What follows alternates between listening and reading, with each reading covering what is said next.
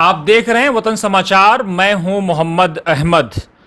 दोस्तों, बड़ा प्यारा शेर है कि लोग टूट जाते हैं एक घर बनाने में, तुम तरस नहीं खाते बस्तियां गिराने में। लेकिन कहते ये हैं कि आखिरकार जुल्म का एक ना एक दिन अंत जरूर होता है और न्याय की, सच्चाई की, ईमानदारी की जीत होती है।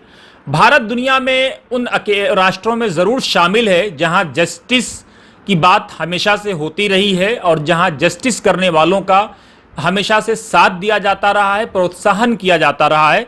भारतीय न्यायपालिका की दुनिया में हमेशा तारीफ भी होती रही है। और अभी हाल ही में सुप्रीम कोर्ट के चीफ जस्टिस ने जिस तरह से कहा कि जो जस्टिस इज अ रूल और जेल इज अ एक्सेप्शन, तो ये बहुत सारी ऐसी चीजें हैं जो ये बताती हैं कि भारतीय न्यायपालिका की रीढ़ की हड्डी कितनी मजबूत है कि जो है जमानत एक कानून है और जेल एक्सेप्शन है, इस्तिस्नाई सूरत में जेल भेजी जा सकती है। बुलडोजर जस्टिस का पूरी दुनिया में चर्चा हुआ और बुलडोजर जस्टिस के बाद आपने देखा कि किस तरह से सैकड़ों मकान देखते ही देखते बुलडोज कर दिए गए। लेकिन आज उस पर सुप्रीम कोर्ट ने सख्त टिप्पणी की है। फैसला अभी 17 सितंबर की अगली हियरिंग है, उसके बाद क्या फैसला होगा, क्या अगली तारीख होगी, यह देखना बड़ा दिलचस्प होगा। क्योंकि 13 तारीख तक सुप्रीम कोर्ट ने सुझाव मांगे हैं जो सुप्रीम कोर्ट के समक्ष पेश किए जाएंगे। उसके लिए सुप्रीम कोर्ट ने एक वकील की नियुक्ति भी की है।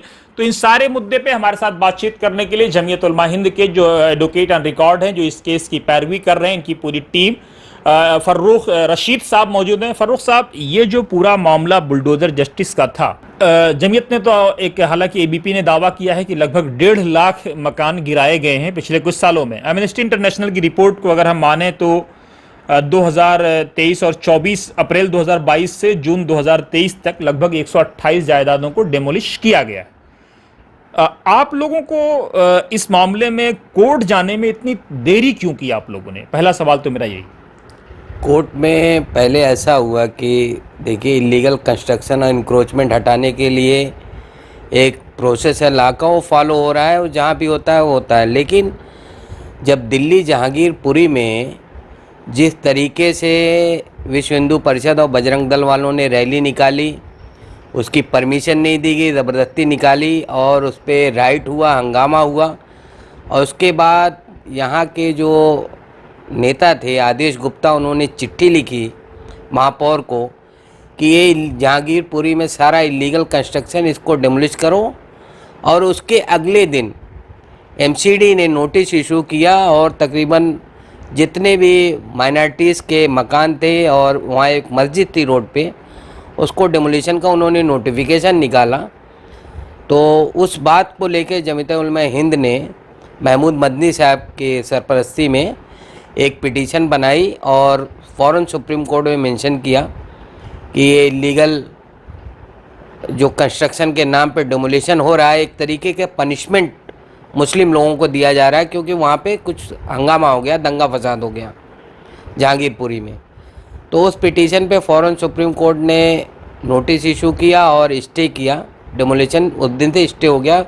फिर भी कुछ मकान तब तक, जब तक मैटर हियरिंग पे आता, गिराए जा चुके थे।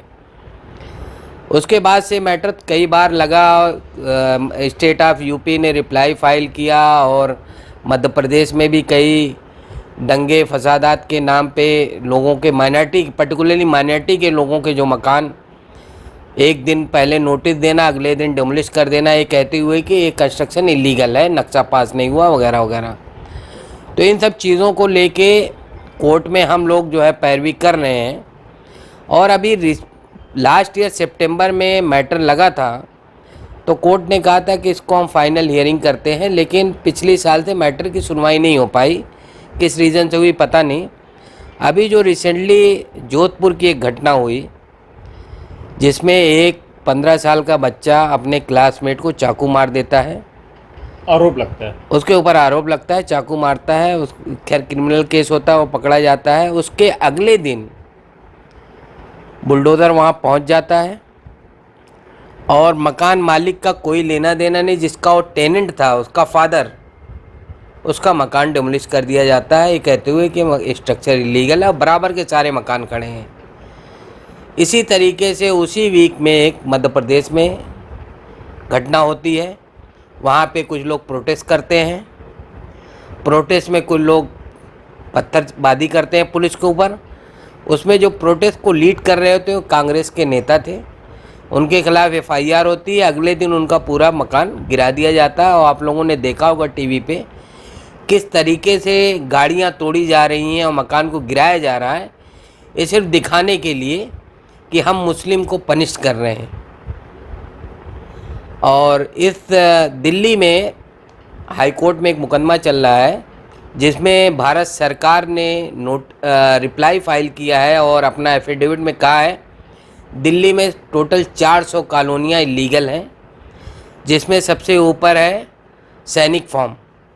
लेकिन सैनिक फॉर्म में आज तक एक भी मकान नहीं तोड़ा गया। तो हमारा सिर्फ पर्पज़ यही था कि मकान इलीगल है, आप उसको ड्यू प्रोसेस लॉ को फॉलो करो, नोटिस दो, सुनवाई करो, जो एक तरीका होता है कानूनी प्रक्रिया उसको करो। लेकिन इधर जो देखा जा रहा है जहाँ पे बीजेपी की सरकार है या कहीं माइनॉरिटी के लोग इन्वॉल्व होते हैं किसी क्रिमिनल केस में, आप नोटिस देते हो कहते हुए कि मकान इलीगल है और फ़ौरन 24 घंटे के अंदर मकान को डिमोलिश कर दिया जाता है। जैसे एक इलाहाबाद में जावेद साहब का एक एग्जांपल है। नहीं, लेकिन वकील साहब सवाल ये है कि अगर दिल्ली में 400 कॉलोनियाँ इलीगल हैं, आधी से 80% दिल्ली ही इलीगल है, अनऑथराइज है जी, तो फिर आप पूरी दिल्ली को डिमोलिश कर दो। क्या आपने कोर्ट में ये तर्क रखा, सुप्रीम कोर्ट में? नहीं, सुप्रीम कोर्ट में हमारा तर्क ये है कि जो कानून है आप उसको फॉलो करो। अगर इलीगल है गिराओ, हम इलीगल कंस्ट्रक्शन को रोकने के लिए नहीं आए। अच्छा, इलीगल और अनऑथराइज में फ़र्क क्या है? इलीगल है कि जैसे आपने ज़मीन आपकी है लेकिन आपने 2 फ्लोर के बजाय 3 फ्लोर बना लिया, रोड के पे चढ़ के बढ़ा लिया। और अनऑथराइज ये है कि भाई सरकारी ज़मीन है या रोड पे आपने इंक्रोचमेंट करके बना लिया ज़मीन। क्या जैसे दिल्ली की, जैसे मान लीजिए ओखला है, जामिया है, सीलमपुर है, 50 जगह दिल्ली में नाम लिए जा सकते हैं, चाहे वहाँ हिंदू आबादी रहती हो या मुस्लिम आबादी रहती हो। कहते हैं साहब ये कॉलोनी अनऑथराइज है, सरकार ने उसको परमिशन नहीं दी है, वो रेगुलाइज नहीं हुई, अथोराइज नहीं हुई है, बगैर तो अथॉरिटी क्या के। 80% दिल्ली को डिमोलिश कर देंगे अनऑथराइज? वो मैटर कोर्ट में चल रहा है और उसमें कुछ सरकार ने टाइम टू टाइम इन्होंने उसको रेगुलराइज़ की है। तकरीबन 200 कॉलोनियाँ रेगुलराइज हुई हैं शीला दीक्षित की गवर्नमेंट में, फिर आम आदमी की पार्टी की गवर्नमेंट में। जो एरिया डेवलप हो जाता है, जहाँ पे हाउस टैक्स भर रहे हैं लोग, बिजली के बिल भर रहे हैं, पानी के बिल भर रहे हैं, उसको ये लोग बाद में डेवलप करके अथोराइज़ कर देते हैं। तो ये है सिचुएशन इस वक्त। नहीं, लेकिन सुप्रीम कोर्ट में तुषार मेहता साहब ने जो तर्क रखा कि हम इलीगल कंस्ट्रक्शन को ढा रहे हैं या इलीगल स्ट्रक्चर को ढा रहे हैं, तो ये स्ट्रक्चर डिफाइन कैसे होगा कि बगल वाला घर इलीगल है और उसके बगल वाला घर लीगल है? तुषार मेहता साहब ने एक एफिडेविट फाइल किया है पिछली साल अगस्त में स्टेट ऑफ यूपी ने। उसमें इन्होंने कहा है कि जो भी हमने अभी तक स्ट्रक्चर या घर डिमोलिश किए हैं वो सब लॉ को फॉलो करते हुए किए हैं। हमने उनको नोटिस दिया है, सुनवाई की है, जो वहाँ का लोकल लॉ जो फॉलो हुआ उसके बाद हमने किया है। ये नहीं किया है कि उनके खिलाफ एफआईआर हो गई इस वजह से मकान गिराया है। तो उनका ये कहना है कि ये कहना गलत है कि एफआईआर होने की वजह से हमने किया, हमने ड्यू प्रोसेस फॉलो किया है। तो मैं अभी एक एग्जांपल देख रहा हूँ, एक जावेद साहब थे, वहाँ पे उन्होंने CA/NRC के प्रोटेस्ट को लीड किया, वो सोशल एक्टिविस्ट टाइप के थे। तो उनको एक दिन पहले अरेस्ट किया, अगले दिन उनके घर पे नोटिस जाता है, 10 दिन पुराना नोटिस चिपकाते हैं, अगले दिन उसके घर को डिमोलिश कर दिया जाता है। उसमें यहाँ तक अथॉरिटी नहीं देखती है कि मकान किसके नाम है, मकान को किसने बनाया है। मकान उनके फादर इन लॉ ने उनकी वाइफ को गिफ्ट किया था, मकान उनकी वाइफ के नाम है, लेकिन हस्बैंड के नाम का नोटिस जाके उस मकान को गिरा देते हैं बगैर सुनवाई किए हुए। खैर उनका मुकदमा इलाहाबाद हाई कोर्ट में पेंडिंग है, तो उसमें अभी हम लोग ज़्यादा कमेंट नहीं करेंगे। वो अपनी नहीं, मैं वही समझना चाह रहा हूँ वकील साहब आपसे कि मैं मान लीजिए खरगोन में एक बिल्डिंग गिरा दी गई, इलाहाबाद में एक बिल्डिंग गिरा दी गई, या आप कहीं भी आप आसाम देख लीजिए, राजस्थान देख लीजिए, यूपी देख लीजिए, जितने जहाँ पे बीजेपी शासित राज्य हैं, आप बिल्डिंग ये कि ये वाला स्ट्रक्चर इलीगल है, तो ये बगल वाला लीगल कैसे हो गया? मैं ये समझना चाह रहा हूँ। सुप्रीम कोर्ट में क्या इस पर कोई आर्गूमेंट आप लोगों ने किया? बिल्कुल हमने आर्गूमेंट की। हमने नॉर्थ दिल्ली का एग्जांपल दिया है, बराबर में एक हिंदू की दुकान है, वो सेफ बची हुई है, मुस्लिम की दुकान को डिमोलिश कर दिया। तो हमारा ये कहना है कि नक्शा दिखाया आपने कोर्ट में कि ये हो रहा है, something is happening on the ground? बिल्कुल वहाँ पे मैप लगे हैं, फोटोग्राफ्स लगे हुए हैं, और हमने ये बताया है कि ये सिलेक्टिव जो पनिशमेंट चल रहा है इनका अगेंस्ट द माइनॉरिटी, जहाँ पे माइनॉरिटी के लोग हैं उनका है, बराबर में हिंदू का मकान है तो उसको छोड़ दिया गया है। तो ये सिलेक्टिव है, इसी से अग्रीव्ड होके हमारे यहाँ लोग पिटीशन डाले हैं कि भाई ये क्यों सिलेक्टिव एक्शन हो रहा है। जब इलीगल है तो सबका इलीगल करो, ऐसा तो है नहीं कि 400 मकान में सिर्फ एक इलीगल है। तो इनका कहना होता है कि इन्होंने नक्शा नहीं पास कराया, तो इस हिसाब से आप देखेंगे तो दिल्ली में कितने लोगों ने नक्शा पास कराया है? दिल्ली में क्या पूरे हिंदुस्तान में आप जाएंगे तो 80% लोगों का ना नक्शा पास होगा। 80 नहीं, मेरे ख्याल से साहब आप कम कह रहे हैं ना, मुझे लगता है 90+% लोगों ने नक्शा पास नहीं करा, ऐसे ही क्योंकि भारत की बेशतर आबादी तो देही आबादी है, रूरल इंडिया की है। गाँव में नक्शा कभी पास होता है क्या? बिल्कुल नहीं, ना नक्शा पास होता है गांव में, ना टैक्स कोई पे करता है। और हमारा कहना है कि कोई 15-20 साल से रह रहा है तो अचानक इलीगल कैसे हो गया। तो आज उसी पे सुप्रीम कोर्ट को खुद लगा कि ये जो प्रामा फेसी देखने में जो हमारी कंप्लेंट है इसमें कुछ सब्सटेंस है, कुछ शिकायत जो हमारी है जेन्युइन लग रही है कि अचानक FIR होती है, अगले दिन आप डिमोलिशन करने पहुंच जाते हो। तो उन लोगों ने सजेशन मांगा है कि जो म्युनिसिपल लॉज हैं उनके अलावा हम क्या और सजेशन ले सकते हैं कि जिससे इस तरीके की कार्रवाई को रोका जाए। तो उसमें कई पॉइंट हैं जो हम लोग कंसीडर कर रहे हैं और हम लोग बैठ के डिस्कस नहीं, करेंगे। अब सवाल ये है कि अगर म्यूनिसिपैलिटी भी किसी बिल्डिंग को डेमोलिश करने जाती है तो ये बिल्डिंग कब बनी, कौन सा JE था, कौन सा AE था, कौन सा थाना था, कौन सी पुलिस थी, ये एक एक चीज़ की इंक्वायरी होनी चाहिए ना कि जिस दौर में बनी उस वक्त JE क्या कर रहा था, AE क्या कर रहा था, क्यों नहीं बिल्डिंग बनते ही उसको जो है बुक किया गया, दिखाया गया, बताया गया। अब तक 20 साल से रह रहे हैं, अब आप क्यों डेमोलिश कर रहे हैं?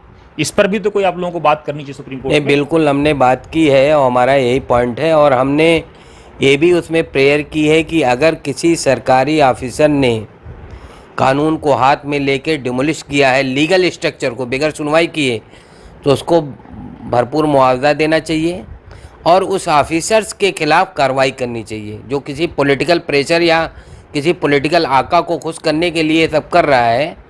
अभी हाल में कुछ डिमोलिशन हुए थे जिसमें गुवाहाटी हाई कोर्ट ने कंपनसेशन पे किया है, ऑर्डर किया पे करने का 36 लाख रुपए, उसमें 5-6 मकान गिराए गए थे तो उसको असेस करके उन्होंने कंपनसेशन किया। तो हमारी जो अभी IE लगी थी, हमने एप्लीकेशन डाली है, इसमें हमने एक प्रेयर की है। एक तो फ़ौरन इस तरीके का जो अनऑथराइज कंस्ट्रक्शन के नाम पे उसको फ़ौरन रोका जाए, प्रॉपर लॉ को फॉलो होना चाहिए। और अगर किसी का इलीगली डेमोलिश कर दिया गया है तो उसको कंपनसेट करें और जो ऑफिसर्स इसमें इन्वॉल्व हैं उनके खिलाफ सख्त से सख्त कार्रवाई होनी चाहिए। उनको सर्विस में डिमोशन होना चाहिए, उनके खिलाफ पनिशमेंट होना चाहिए और उनके खिलाफ जो पैसे का जो भी नुकसान हुआ भरपाई करने के लिए उनसे रिकवरी करनी चाहिए, तभी ये रुक सकता है, नहीं तो पॉसिबल नहीं है। नहीं, क्योंकि जब तक आप उस अधिकारी से भरपाई नहीं करवाएंगे, उसकी सैलरी से भरपाई नहीं करवाएंगे, तब तक वो गलत काम करने से नहीं चूकेगा। जी बिल्कुल। ये चीज़ क्या आप लोग सुप्रीम कोर्ट में पेश करेंगे? बिल्कुल, हम लोग ये गाइडलाइंस जो हम लोग सबमिट करेंगे उसमें ये हम लोग रखेंगे कि जो ऑफिसर्स हैं जिसके कहने पे एक्शन हो रहा है उसकी भी रिस्पॉन्सिबिलिटी फिक्स करनी चाहिए कि अगर वो इलीगल एक्शन लेके गिराता है और मकान लीगल निकलता है, अगर हम साबित कर देते कि नहीं ये इन्होंने गलती से गिराया है, कानून को अपने हाथ में लेके गिराया है या कानून को फॉलो नहीं किया है, नोटिस नहीं दिया, ऑपरेशन में गिराया है, तो उनकी रिस्पॉन्सिबिलिटी होनी चाहिए, उनके खिलाफ एक्शन होना चाहिए। एक कोई ऐसी गाइडलाइंस होनी चाहिए कि जो रिस्पॉन्सिबल ऑफिसर उनके खिलाफ कोई कार्रवाई होनी चाहिए। वकील साहब, मेरा एक सवाल ये है कि भारतीय न्याय संहिता जो है या भारत की जो न्याय प्रणाली है, कम से कम बगल का जो देश है और भी बगल में कई सारे देश हैं, वहाँ पे भारत एक मुमताज़ न्याय प्रणाली के लिए जाना जाता है। तो आपको क्या लगता है जिस तरह आज जस्टिस गवाई और जस्टिस विश्वनाथन की बेंच ने जो प्राइमरी रिमार्क्स दिए हैं, उससे आप लोगों को लगता है कि अब कुछ सुकून की आहट महसूस हो रही है? मुझे पूरा यकीन है कि आज की ऑब्जर्वेशन के बाद कोई भी सरकार ऐसा एक्शन नहीं लेगी जो ऐसे पिछले 1 सालों में हो रहा था। फ़ौरन कार्रवाई के नाम पे तुरंत नोटिस दिया कर दिया, तो मुझे नहीं लगता कि अभी मैटर पेंडिंग है। और जो आज कोर्ट ने ऑब्ज़र्व किया है और सॉलिसिटर ने अश्योर किया है कि हम ड्यू प्रोसेस ऑफ लॉ को फॉलो कर रहे हैं, तो मुझे नहीं लगता कि अभी कोई ऐसा एडवेंचर करने जा रहा है। और कोई ऐसा संदेश जो हमारे दर्शकों को आप इस केस से संबंधित देना चाहें या एक आम जनता को अवेयर करने के लिए कि क्या वो करें, कैसे करें? मेरा ख़ास तौर से जो माइनॉरिटी के लोग हैं या जो सोसाइटी में बड़े ऑप्रेस लोग हैं, शेड्यूल कास्ट हैं, कमज़ोर लोग हैं, जो झुग्गी झोपड़ियों में रहते हैं, छोटा मोटा कारोबार करते हैं, मेरा उनसे यही कहना है कि जो भी आप कंस्ट्रक्शन करें या घर है, प्रॉपर आप उसको रेगुलराइज कराएं, म्यूनिसिपालिटी में जाकर रजिस्टर्ड कराएं, नक्शा पास करवाएं और जो भी सरकारी जो भी पेपर हैं सारी कार्रवाई करें, ताकि अगर आइंदा कोई ऐसी उनके खिलाफ़ इलीगल कानूनी कार्रवाई होती है तो कोर्ट में कम से कम वो साबित कर सकें और उनको मुआवजा मिल सके।